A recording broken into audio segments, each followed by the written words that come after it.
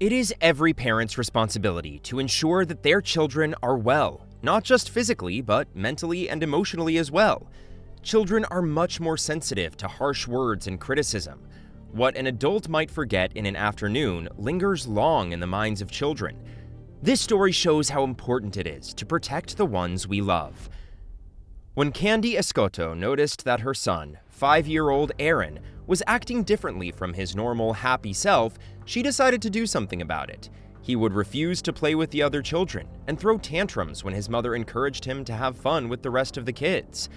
After seeing that Aaron would cry before going to school, Candy felt that something was very wrong. This wasn't normal. At first, she thought that some other student was bullying Aaron. Bullying, unfortunately, is still quite common. However, nothing could prepare her for what was to come. Only a few weeks after he started attending Banyan Elementary School's kindergarten classes, Candy noticed a change in Aaron's behavior. During an interview with Local 10 News, Candy stated, "He was behaving super weird. He didn't want to go to school and would cry when he knew it was time to leave for school." It was quite difficult to hear at length about how the young boy's behavior changed and how he reacted to other kids and adults. Something else that raised some concern happened when Candy was helping Aaron with his homework. During this, Aaron referred to himself as a bad boy. This worried her, and she asked him why he would say something like that. He did not respond to it. He only asked if he could go to the bathroom. No doubt, this was to escape questioning. This rang alarm bells in Candy's mind. There was something terribly wrong. There was probably someone bullying her son. If so, what was the teacher doing? The person entrusted with Aaron's education was letting him get abused mentally and emotionally. Candy wondered, perhaps even physically. Over the next few days, she began to comfort Aaron and encouraged him to open up. He wasn't willing to talk openly about what had happened, nor would he tell her who made him feel that way. Eventually, Escoto asked him if his teacher, Ms. Suarez, was doing anything about this. The boy didn't respond. Candy reached out to the school and inquired the principal, as well as Ms. Rosalba Suarez, Aaron's teacher. However, the school assured her that nothing was wrong and that Aaron was just struggling a bit, which is entirely normal for someone his age. They brushed off her complaints like they were nothing. They made excuses, saying that Aaron must have been bullied outside of school or that he was overreacting. This was frustrating for Escoto. Her son was not acting like he used to, and there didn't seem to be anything that the school could do. This infuriated her. However, for Aaron's sake, she was not giving up. She wanted to protect her son no matter what. There was a reason why her complaints weren't heard. Eventually, she found out the whole story by consulting some fellow students. Rosalba Suarez happened to have won the school's Teacher of the Year award. This is one of the things that made the situation seem so unlikely. However, Aaron's mother knew she had to get to the bottom of the story. The school would not do anything until and unless she had direct evidence of the act. The teachers were not taking the role of protecting their students very seriously, it seemed. This was truly a terrible thing to experience as a mother. She saw a TV program about detectives going undercover to bust criminals.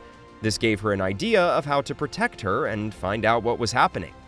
She went to the store and purchased a small tape recorder that could easily fit in a child's bag. So the next time Aaron went to school, she slipped a tape recorder into his backpack. Escoto didn't tell Aaron about it or anyone else. She wanted to see how it goes and get to the bottom of it. Escoto knew that she was treading uncharted waters here. She didn't know if what she was doing was entirely legal or not. Regardless, she had to take that risk for Aaron. She said, "I wasn't sure if I should go along with this, but the response from the school made me take drastic measures. I had to get to the bottom of it for the sake of my son." Over the course of 4 days, the tape recorder recorded several shocking statements. "I feel sorry for your mom, I really do. She's a little lost." As if this wasn't bad enough, it caught several other such comments. The voice could even be heard calling Aaron a loser on the tapes. Escoto then recognized who that voice belonged to. It was Aaron's own teacher, Miss Rosalba Suarez. She knew that something terrible was happening, but this was something even she wasn't expecting. The situation was bad, and if Escoto did not act fast, it would get worse. Rosalba was making Aaron feel worse despite his willingness to improve. Over the tape recorder, she could hear Aaron sobbing and desperately trying to answer her questions. However, it was as if Suarez didn't want him to answer. She took some sick pleasure in making Aaron feel terrible. Another comment that was heard on the tapes was Suarez saying, "Whatever your mom wants to see, honey, whatever your mom wants to see. You tell me what she wants to see, a nice job, or she wants to see a loser's job."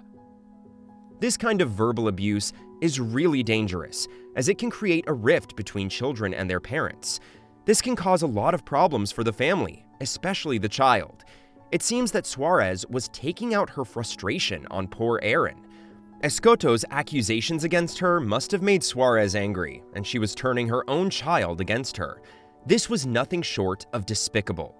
Suarez would frequently name Aaron's mother and can even be heard insulting Aaron for not filling in some incorrect answers. It was all the more heart-wrenching because Aaron was made to feel that his mother hated him. Escoto later said, "The things I heard made it clear why Aaron was acting so distant. He was made to believe that I hated him or thought he was a loser, but that's rubbish. I love my son dearly." From the recorded conversation, Suarez, on occasion, insulted Aaron by pointing out to everyone that he could still not write well, making constant reference to his mom about how she was not willing to raise him.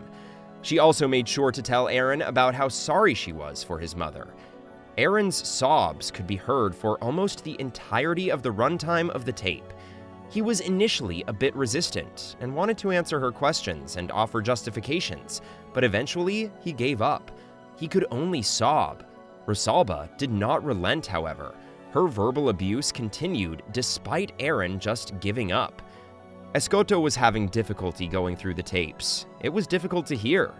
During the interview, she broke down, saying, "I couldn't go on. It was so horrible. To think my son was being verbally abused in front of everyone for no fault of his own. It was beyond abhorrent. It was evil. I had to force the school to do something. I had the evidence." After listening to the recorded conversation, Escoto said she finally understood the reason behind Aaron's behavior. According to her, Suarez picked him out. She singled him out. She humiliated him in front of the whole class. She talked about me in front of him. No 5-year-old should be able to go through that. That affected my family, affected him. Although it was difficult to go through the recordings, she knew that she had to do something now. The evidence was there. Who knows how much worse things get for Aaron? He was only 5. What if he carries that trauma to his future, too? Escoto could not bear the thought. When Aaron came home from school one day, she embraced him, made his favorite lunch, and played his favorite movie. She told him, "It's all going to be all right, honey." The next day, she walked with Aaron when picking him up. She wanted all the other kids to be gone first so she could confront her directly. Escoto also felt that if she was doing this to Aaron, who else was she doing this to? An abuser is always on the lookout for victims. This thought strengthened her resolve all the same. Confronting Suarez with the recordings, she got nothing back but plain arrogance. Suarez was blaming Aaron for her outbursts. She said things like, if he had done his work properly, she wouldn't have yelled at him. She also diverted the blame back on Escoto and told her that she should take better care of her children and teach them basic manners. Escoto was bickering with Suarez for quite a while until she realized that it was no use. She found no fault in her abuse or teaching methodology, as she called it. Her response to every genuine accusation was to throw the blame back on her, or even worse, on Aaron. Escoto soon realized that this was going nowhere. She began to use the same belittling tactics on me too. Maybe she thought that I would back down because of that. It's not easy to pick on someone your own size though, said Escoto, reflecting back on her experience. She knew that something had to be done. The school wasn't helping her, and confronting Suarez directly was doing no good either. What she needed was a third way out. When she came home, she considered her options. There was something she could do, but she didn't know what. She wondered if he could be assigned to another class, but because the school was not supportive, she felt that it wouldn't do much good. Then she thought about switching schools. I thought switching schools would solve our problem, but I wasn't in a good enough financial position at the time to do that. Plus, Aaron was held back on his work because of this teacher, and to switch schools now would mean that he had to start over. "I didn't know if we would go with that or not. I was just so confused," said Escoto, who was weighing her options. Over the weekend, she went on a drive with Aaron to help them unwind and relax. Escoto felt that it was the perfect opportunity to think about her next move. Just then, she spied an advertisement for a law firm named Lewis & Lawson. The ad talked about their specialties, one of which included child abuse cases. She took a photo of the ad and dialed the number. She was on hold for a few seconds. "I was just about to give up. I thought legal action would be too good to be true. I was almost about to cancel the call when I heard a voice on the line," explained Escoto. "Lewis & Lawson Legal Services, how may we help you?" Escoto told them the whole story about what her son was going through and all the terrible things that happened. She told them about how she confronted the school and Suarez herself, but there was no action taken on the matter. She also showed them the evidence, and this worried the lawyers. She took their consultation and decided that legal action may be the best thing to do. Nothing else seemed to work anyway. With the help of the law firm, she filed a lawsuit against Suarez for child abuse. The evidence was there, the victim was there, and all that remained was the culprit. When Suarez and the school received the letter, they realized how serious the matter had gotten. They were forced to act. The school then contacted Escoto for a meeting, and she agreed. They met at the school and discussed how to move forward. After the school apologized for their inaction, they gave her the good news that Suarez was being fired and that no school in the state would hire her as a teacher after what she had done. However, the case would need to be reviewed again. Aaron, however, was moved to a new class, and according to his mom, he's completely changed. His grades are now higher, and he went to the honor roll. This shows a stark improvement from his performance in his earlier class. He's slowly regaining his confidence and performing extremely well. Since the events, he's even made new friends and acted in various plays. Though secretly taping someone is normally considered an illegal act in Florida, Escoto argues that a public school classroom has no expectation of privacy. But the case is what Escoto's lawyer calls a done deal. According to Rafael Lopez, one of her lawyers, you have a recording, and it is beyond all doubt that the teacher is abusing and calling a 5-year-old kindergartner a loser. There's really not much investigation to do. Escoto can now rest easy, knowing that her son is in good hands, performing well and having fun. She also expressed that if there's anything wrong, he can tell her anytime. This story shows just how important a child is for a mother. She stopped at nothing to look after her son and make sure he was in a good place, mentally, emotionally, and physically. Unfortunately, stories of child abuse are all too common in the USA. Parents need to cultivate their trust in their children and trust them in return. It's the only way forward. Well, we're glad that this story had a happy ending at least. How did you like the story? Did it make you more aware of what's going on in the world? We're happy to provide informative content like this. If you enjoyed this story, please comment down your thoughts and let us know what you think. If you want to hear more stories like this, then please do consider subscribing to our channel.